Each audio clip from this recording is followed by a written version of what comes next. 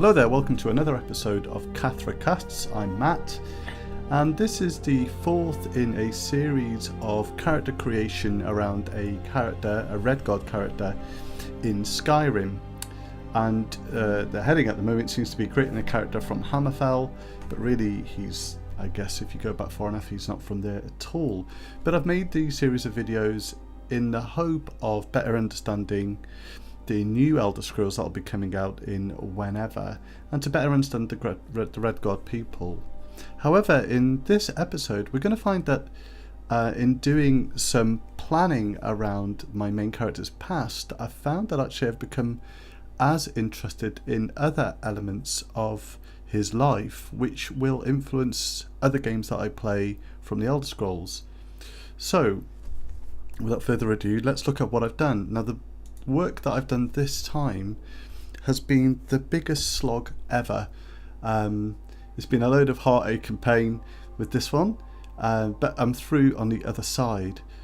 If you remember, in the very first episode, I think I alluded to the fact that, or maybe the second, that Cade, who is the character that I'm hoping to play in Skyrim, has somewhere in the past inherited a strong line of shield and sword warriors, beginning maybe with a grandmother, great, obviously very far down the line. I know exactly how many greats now, by the way. Right to the beginning, who was one of the first kind of shield warriors. And in my notes I had down that he was part of a clan, and that they inherited this sense of sword spiritness, really. They were the warriors, they were the original people that settled in maybe Daggerfell, but certainly in the Hammerfell region, and brought their people and their customs with them.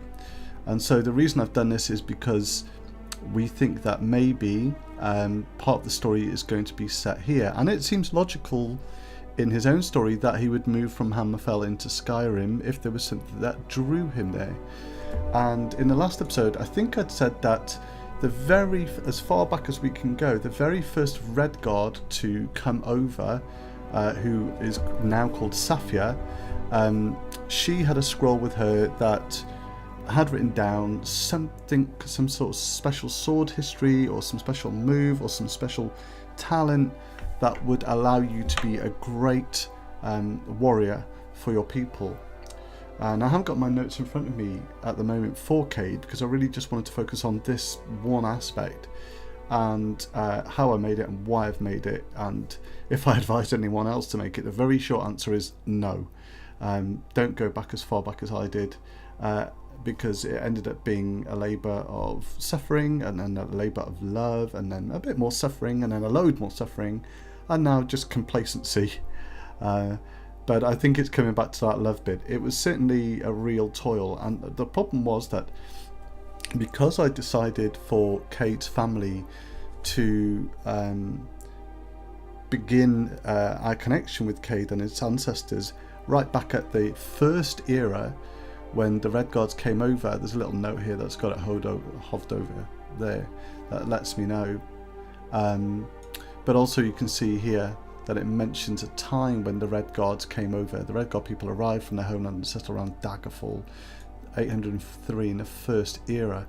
And that is why I began with Safia. So you can see that if they came over in 803, then Safia was about 12 when she started, when she was here. So she would have been maybe born over here, maybe came over with that first slot, maybe she was with an initial grade that kind of settled further up. We don't know. What was important for me though was to get a sense of Cade's family lineage, and you can see here that the first era starts here, 791 to 1500, and then goes on from 1500 to 2300.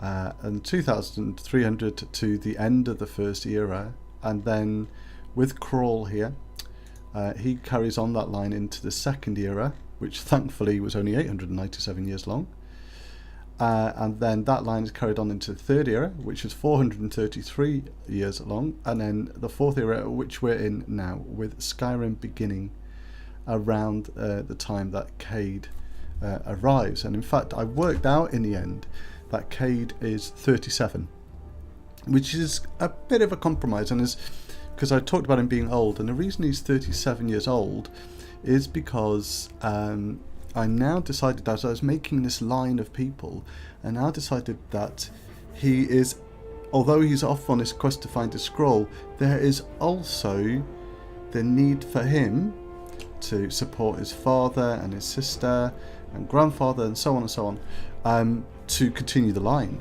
And you can see that the line in the fourth era has, I wouldn't say been weak, but there's been, you know, 1 or 2 or 3 children. But during the first era, Cade's family were prolific in spreading and having lots of children, basically. And there's another example a bit further on here where we can see there's huge lineages. And what was interesting about this was coming up with some of the ideas as to why this might be as I was making this family line. I don't think anyone in the right mind would give themselves this much work. But what I decided here was the idea of a 7th son and 7th. I think I mentioned it in the last video, and you can see they're all daughters.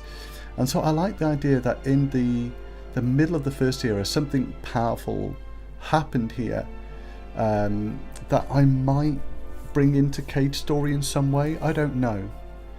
The other thing that I noticed that I'd been excited to do right from the outset, and this will continue to grow, by the way, and it's shared so everyone can see this and hover over the picture.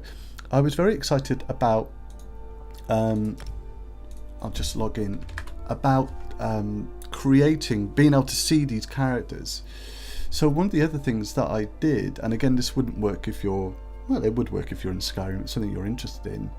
If you're thinking about doing a family tree, I decided to use ESO to build my characters because, you know, the designs are really nice, and there's the random appearance generator that you can hit that I ended up using.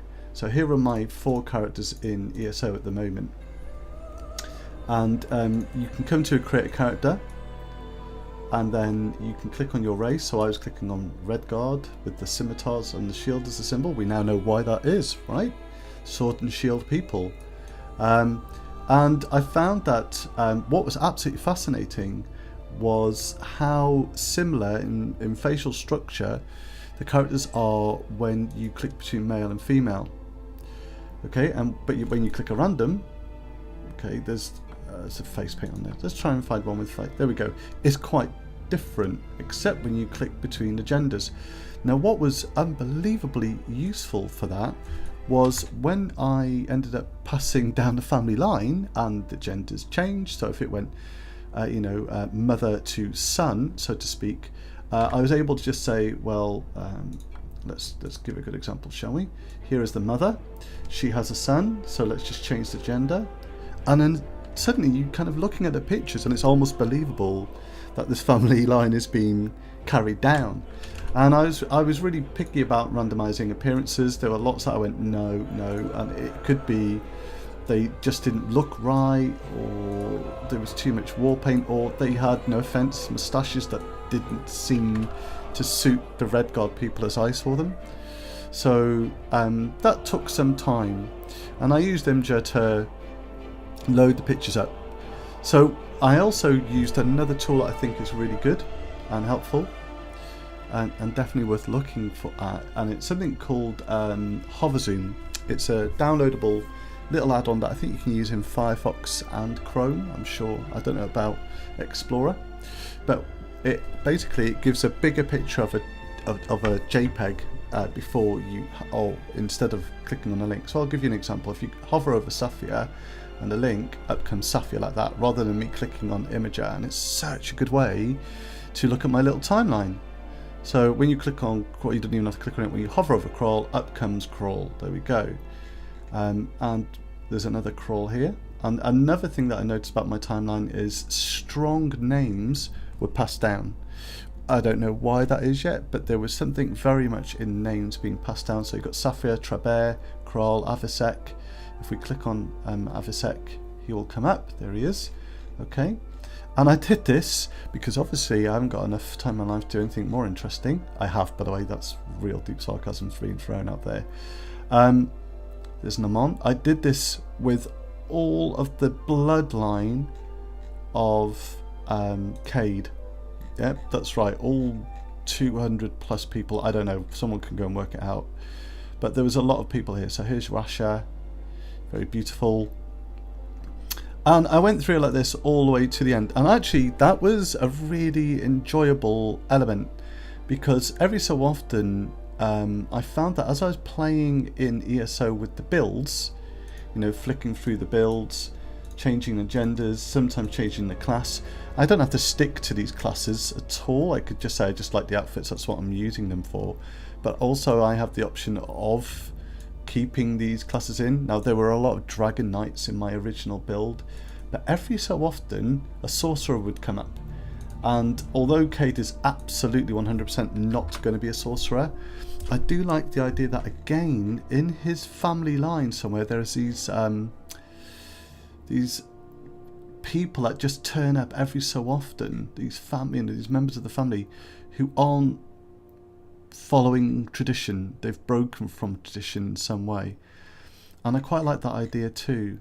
The other thing that's worth noting is these black lines show siblings, and the dotted lines show who someone married. Now, I went through it again last night just to 100% check that everything's correct, and I think they are. And as I say, these little dots here are hoverable to say what events happened, and I'm not going to leave them here. I'm going to create little icons here that let us know this. So this timeline will end up being interactive. You know, here I'll probably have a link to the scroll that Safia either wrote or inherited herself, and we can read it there. And my next step is to put in more Red Guard lore along here, so that there's significance in terms of the timescale there related to that too.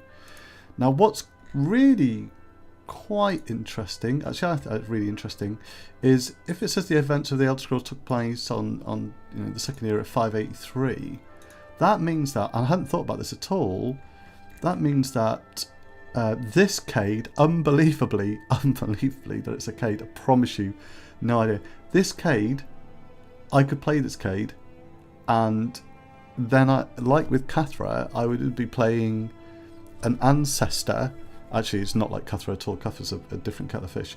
But I could be playing an ancestor in the game, in the same way that I could be playing an older woman here, a Bura Orbra, who would be, what, 583, so 40 something. So she looks a bit too young there, doesn't she? Unless she's just very, very good looking for her age, but she looks like a teenager there to me. But I could play Orbra or Cade, and that would be a really interesting thing to do. So I might colour this slightly differently to kind of highlight that this is the second era, just so it kind of, you know, it sticks out and it grabs our attention. Anyway, really, that's most of the cast. Again, I must say thank you to the fantasy name generator. It was brilliant. The Elder Scrolls timeline was useful for giving me the opening and closing times. And then thank goodness for Google Sheets, because Microsoft Excel just couldn't handle the amount of cells that I was putting in. So hopefully this will grow, and hopefully we've got an idea of how this works.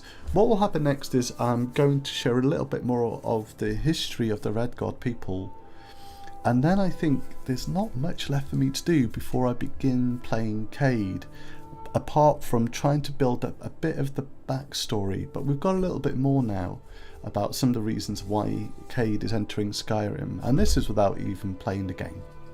So thank you for your patience in watching. I hope you, I'll put a link to this file underneath this video. Hopefully it'll work. If not, just put in a comment at the bottom and hit a like if you're finding it interesting. But hopefully you can enjoy looking through this family life and heritage that I've created. Enjoy clicking through the tabs and see what you think of this way of creating a family tree of sorts for a character, and how that might affect your own game in some way. One thing I will say in a closing conversation is I was playing D&D with some friends this week, And we were talking about how in Skyrim we tend to lean towards the stealthy characters because the game does tend to lend itself towards that approach. What I will say about this approach, so coming up with a strong backstory or focusing on storytelling quite a lot, it does make you maybe have some reservations about playing in that role. I think the time you take to tell a story and build a story really has an impact on how you're going to end up playing the game. So that's something to consider. Anyway, thank you very much for watching. Goodbye.